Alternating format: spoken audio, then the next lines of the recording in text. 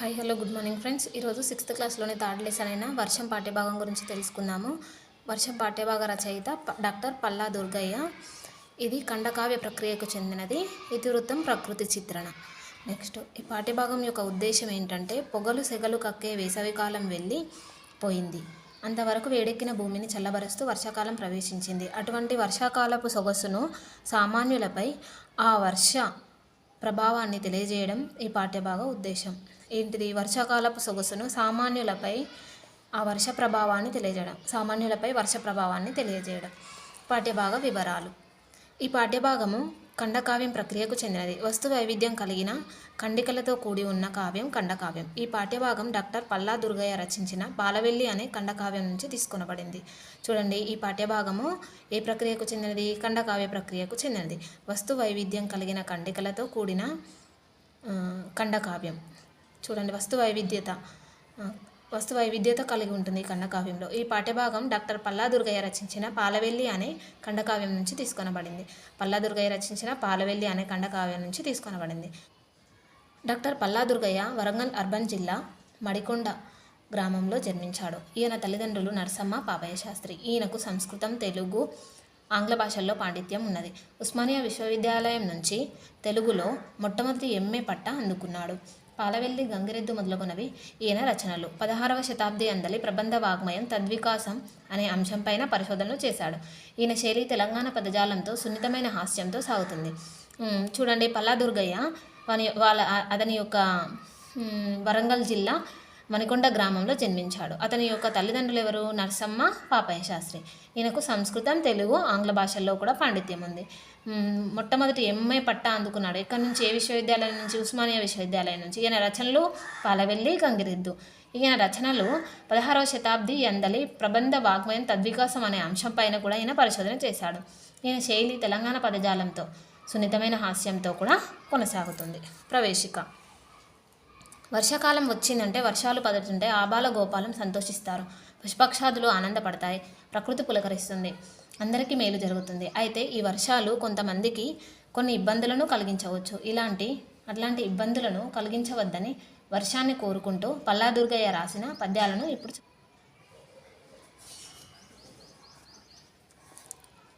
నిన్నటి దాకా లేవు కదా నింగిని పుట్టియు పుట్టకుండనే మిన్నెగ బ్రాకిననుచు మీసలు దువ్వుచు నవ్వుచుంటివే యన్నా ఇది ఏమి నీతి నడువంతరపురున్ సిరిన్ కబ్బువారి గర్వోన్నతి నిల్వు నీరై మహోదది పాలై పోదే మేఘమా. చూడండి, నిన్నటి దాకా లేవు కదా, పుట్టకుండానే ఆకాశం పైన ఎగబాకుచు మీసాలు దువ్వుచు ఆకాశం మొత్తం ఎగబాకుతున్నావే. నడుమంతరపు సిరి కబ్బువారి గర్వోన్నతి నిల్వ నీరై మహోదది పాలై పోదే మేఘమా. చూడండి, నడుమంతరపు సిరి వచ్చిన వాళ్ళు కూడా వాళ్ళ యొక్క సిరి అనేది నిల్వ నీరైపోయి సముద్రాన్ని చేరుతుంది. నిన్నటి దాకా లేవు కదా, ఇప్పుడెందుకు పుట్టకుండానే మిన్నెగ బ్రాకుచు మీసలు దువ్వుచు నవ్వుచుంటేవే అన్నా. ఎవరి గురించి చెప్తున్నాడు? మేఘం గురించి. మొదలయ్యిందో లేదో ఆకాశం మొత్తం ఎగబాకావు. చిటపట చినుకులు రాలను పటపట వడగండ్లు పుడుమిపై బడే దారల్ పుటపుటనై కుండలతో నటునటు దొరలించినట్టు కనుపట్టెన్. చూడండి, చిటపట చినుకులు రాలాయి, పటపట్ల వరగండ్లు పడ్డాయి, కుండలతో నీరు పోసినట్లుగా దారలు పడ్డాయి, నటునిటు దొరలించనని కనుపట్టెన్. ఇక్కడ చూడండి, నటు దొరలించినట్టునై కనుపెట్టెన్. ఇక్కడ ఏ అలంకారం కనిపిస్తుంది అంటే ఉత్ప్రేక్ష అలంకారం కనిపిస్తుంది. ఇక్కడ చిటపట అనేది జంట పదాలు, పటపట అనేవి ధ్వనానుకరణ పదాలు. నేలపై కాలు మోపి చురుక్కుమని బొబ్బలెక్కేడి దినములు గతించే. నేలపై కాలు పెడితే చురుక్కుమని బొబ్బలెక్కే దినాలు పోయాయి. నించుక యశ్రద్ధ నుంచిన పాదమ్ము జర్రుమని జర దొడగే. చూడండి, కాలు పెడితే జారే దినములు వచ్చినాయి. పగలు రాత్రి అనక ప్రభు పాలితులనక, పగలు రాత్రి అనక ప్రభువులు, పాలితులనక ప్రజలందరూ ఛత్రపతులైరి. ఛత్రపతులు అంటే గొడుగు పట్టుకొని ఉన్నారు. నెరయులు వారిన నేల ఎంతటా వద్దములు దాపినట్లు నీడలు కనబడే. చూడండి, నెరలు బీటలు వారింది అంటారుగా, బీటలు వారిన నేలంతా కూడా అద్దములు దాపినట్లుగా నీడలు కనబడే. అద్దం చూస్తే మనకు ఎట్లా కనబడుతుందో అట్లాంటి నీడలు మనకు కనిపిస్తున్నాయి. పులకరించి భూసతి రామచిలుకలయ్యే. భూ అనేది సతి, ఇదొక రూపాలంకారం. రామచిలుకలైందంట భూసతి, భూమి రామచిలుకలై. హూకరించి ఆంబోతులు రంకవేసే, హూకరించి ఆంబోతులు అంటే ఎద్దులు రంకెలేసే, ఆనందంతో రంకెలేస్తున్నాయి. నాగలి బట్టి కృషికుడు నడుము గట్టే, నాగలిని బట్టి రైతు దున్నడానికి రెడీగా ఉన్నాడు. నాశలు ఉప్పొంగి పారే వర్షాగమం, ఆశలు ఉప్పొంగాయి, వర్షం రాకతో ఆశలు అనేది ఉప్పొంగాయి. వర్షాగమము, వర్ష ప్లస్ ఆగమము సవర్ణ దీర్ఘ సంధి. చూడండి,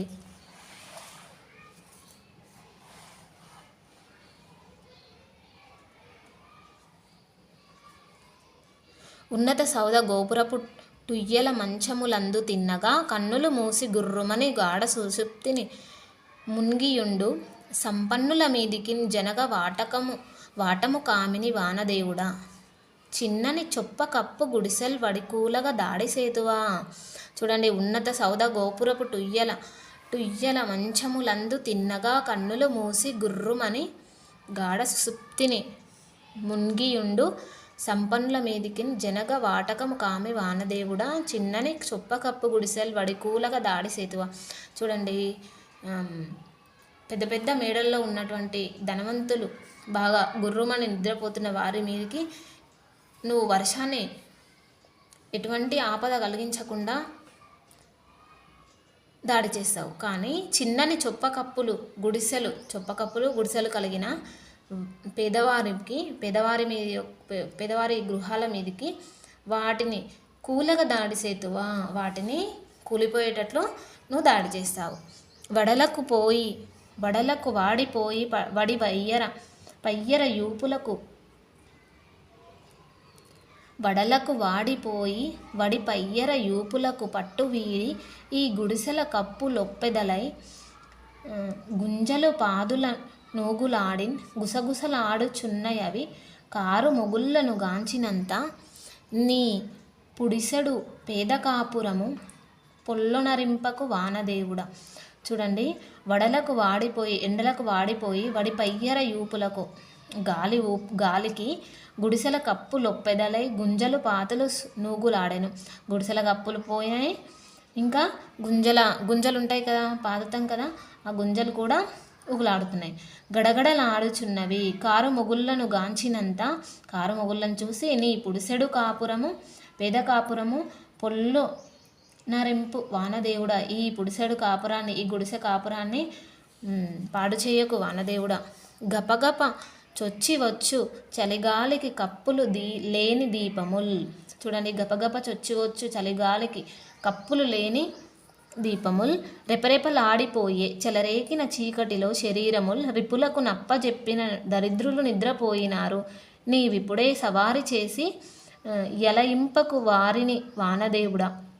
చూడండి, గపగప చొచ్చి వచ్చు చలిగాలికి, వేగంగా వచ్చే చలగాలికి కప్పులు లేని దీపముల్, రెపరెపలాడే కప్పులు లేని దీపాలు అనేవి రెపరెపలాడే ఆరిపోతున్నాయి. చెలరేగిన చీకటిలో శరీరముల్, ఆ చిమ్మ చీకటిలా శరీరాలని రిపువులకు అంటే వైరులకు, శత్రువులకు అప్పచెప్పి, వైరులు శత్రువులు ఎవరు ఉంటారు ఇక్కడ, దోమలు కానీ ఇలాంటివి మనకు ఆపద చేసేటటువంటివి. దరిద్రులు నిద్రపోయినారు, పేదవారు నిద్రపోయారు, నీవిప్పుడే సవారీ చేసి ఎలయింపకు వారిని వానదేవుడా, నీవిప్పుడే వారి మీదకి దాడి చేసి వారిని బాధ పెట్టకు వానదేవుడా అంటాడు.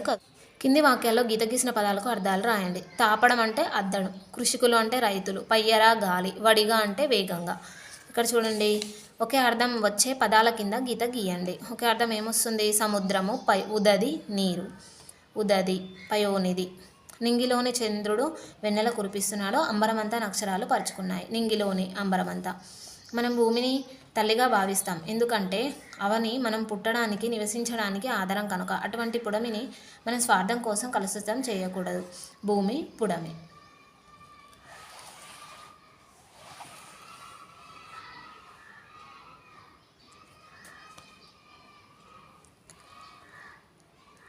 భాషను గురించి తెలుసుకుందాం. లింగము. చూడండి, గీత, లత కూరగాయలు తేవడానికి అంగడికి బయలుదేరారు. ప్రదీప్, సందీప్ వాళ్ళ నాన్నతో కలిసి పట్నం వెళ్ళారు. పిల్లి ఎలుకను వెంబడించింది. చెట్టు మీద కోతులు దుంకుతున్నాయి. పదాలలో గీత, లత, ప్రదీప్, సందీప్, నాన్న, పిల్లి, ఎలుక, చెట్లు, కోతులు మొదలగునవి పదాలను పరిశీలించండి. గీతాలత అనేవి స్త్రీలకు చెందిన పదాలు. ఇట్లాంటి పదాలను స్త్రీలింగ పదాలని. ప్రదీప్, సందీప్, నాన్న అనేవి పురుషులకు చెందిన పదాలు. ఇట్లాంటి పదాలను పులింగ పదాలు అంటారు. చూడండి, పిల్లి, ఎలుక, చెట్టు, కోతులు మొదలైన పదాలను పురుషులు కానీ స్త్రీలను కానీ సూచించవు. ఇటువంటి పదాలను నపుంసకలింగ పదాలు అంటారు. చూడండి, దీని ప్రకారము పురుషవాచక శబ్దాలను పులింగాలని, స్త్రీవాచక శబ్దాలని స్త్రీలింగాలని, ఈ రెండూ కానటువంటివి మానవ సంబంధం కాని వాటిని అనగా వస్తు, పక్షి, జంతు వాచక శబ్దాలను నపుంసక పదాలని చెప్పవచ్చు. ఇక్కడ చూడండి, మాకు సార్ చెప్తుంటే రాసుకున్నాం మేము. తెలుగులో లింగం అనేది అర్థం మీద ఆధారపడి ఉంటుంది. సంస్కృతంలో లింగం అనేది శబ్దం మీద ఆధారపడి ఉంటుంది. అయితే తెలుగులో లింగాలు 2 రకాలు, మహద్వాచకం, అమధ్వాచకం. అమధ్వాచకం, అమహద్వాచకం 2 రకాలు, మహతీవాచకం, నపుంసకలింగం. చూడండి, ఇక్కడ తిరియక్కులని దేనిని అంటారంటే పశుపక్షాదులను. జడములు అంటే కదలలేనివి. చూడండి, అమ్మ, అక్క, అత్త, వతి, మతి, సతి అనేవి మహతీవాచకాలు. మహతీవాచకాలు ఇక్కడ చెప్పాం కదా. మహద్వాచకాలు 2 రకాలు ఉంటాయని మహతీవాచకాలు. తర్వాత నపుంసకలింగాలు. మహతీవాచకాలు ఇంతి, పడతి, ఊవది, కత్తి, సొగసరి, గడసరి ఇలాంటివన్నీ కూడా మహతీవాచకాలు. పురుషవాచకాలు ఏముంటాయి? రాముడు, లక్ష్మణుడు, ధీరుడు, వీరుడు, అన్న, అయ్య, అప్ప ఇలాంటివి. మిత్రుడు అంటే సూర్యుడు. మిత్రుడు ఎవరు? సూర్యుడు. సూర్యుడు పులింగం. ఆడ శిశువు మహతీవాచకం. మగ శిశువు అంటే మహద్వాచకం అవుతుంది. నెక్స్ట్ కలత్రము, ము. కలత్రం అంటే భార్య. భార్య అనేది సంస్కృతంలో నపుంసకలింగం అవుతుంది, కానీ తెలుగులో మాత్రము స్త్రీలింగం అవుతుంది. దార అంటే భార్యనే, వల్లభ అంటే భర్త, నదులు అనేవి స్త్రీలింగం. కానీ కదలలేనివి ఇవి జడములు. కదలలేనివి జడములు, కానీ నదులని మనము స్త్రీలింగంతో వివరిస్తాం.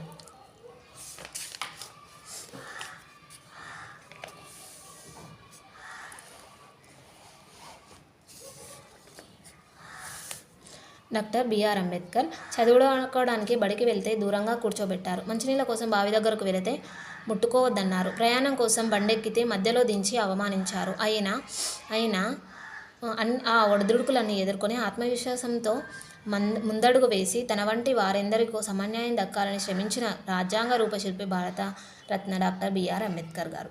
అంబేద్కర్ తల్లిదండ్రులు భీమాబాయి, రామ్జీ సక్పాల్. వీరిది మహారాష్ట్రలోని రత్నగిరి జిల్లా. వీరిది ఎవరిది? ఎక్కడ? మహారాష్ట్రలోని రత్నగిరి జిల్లా.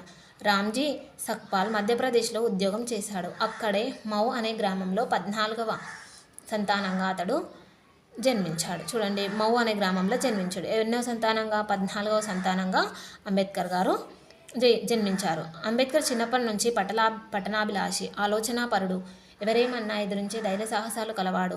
అనేక అవమానాలు ఎదుర్కొంటూనే 1907 మెట్రికులేషన్ పూర్తి చేశాడు. ఏ సంవత్సరం మెట్రికులేషన్ పూర్తి చేశారు? 1907 మెట్రికులేషన్ పూర్తి చేశాడు. ఈ సందర్భంగా జరిగిన సన్మాన సభకు ప్రముఖ మరాఠీ రచయిత కేలుస్కర్ హాజరై గౌతమ బుద్ధుని జీవిత చరిత్రను బహుమతిగా ఇచ్చి అంబేద్కర్ను ఉన్నత విద్య చదివేందుకు ప్రోత్సహించాడు. ప్రపంచాన్ని అహింస సిద్ధాంతాన్ని బోధించిన బౌద్ధం నుండి స్వేచ్ఛ, సమానత్వం, సౌభ్రాతృత్వం అనే విలువైన మాటల్ని గ్రహించాలని అంబేద్కర్ ప్రకటించాడు. చూడండి, అతడు చూడండి ఇక్కడ ప్రపంచానికి అహింస సిద్ధాంతాన్ని బోధించింది ఎవరు? బౌద్ధం అంటాడు. ఆ బౌద్ధం నుంచి స్వేచ్ఛ, సమానత్వం, సౌభ్రాతృత్వం అనే విలువైన మాటల్ని గ్రహించాలని అంబేద్కర్ ప్రకటించాడు. ఈ అంశాలు ప్రతి ఒక్కరికి లభించిన నాడే సామాజిక న్యాయం జరుగుతుందని ఆకాంక్షించాడు. పుస్తక పఠనాన్ని అమితంగా ఇష్టపడే అంబేద్కర్ ఇంగ్లాండ్లో చదువుకునే రోజుల్లో ప్రపంచంలోనే అతిపెద్ద గ్రంథాలయమైన లండన్ లైబ్రరీలోని గ్రంథాలన్నింటినో చదివాడు. ఆ గ్రంథాలన్నీ చదివిన వారు ప్రపంచంలో ముగ్గురే. ఆ ముగ్గురు ఎవరెవరంటే కారల్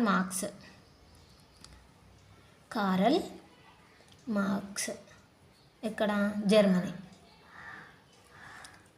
ఇంకెవరు? మన డాక్టర్ బిఆర్ అంబేద్కర్.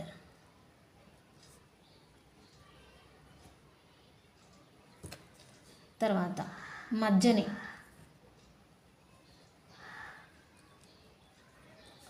జెనీవాకు చెందినవాడు.